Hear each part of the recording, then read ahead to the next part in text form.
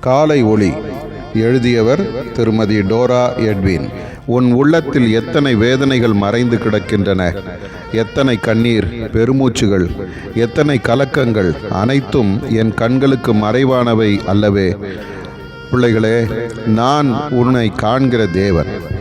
என்னுடைய செட்டைகளின் நிழலிலே வந்து மறைந்து கொள்.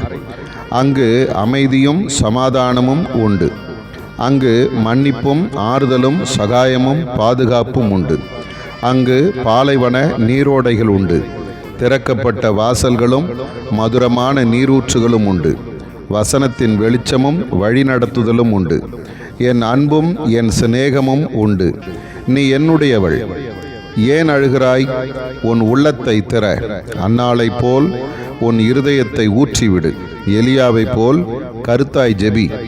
தானியேலைப் போல் ஜெபம் பண்ணி ஸ்தோத்திரம் செலுத்து.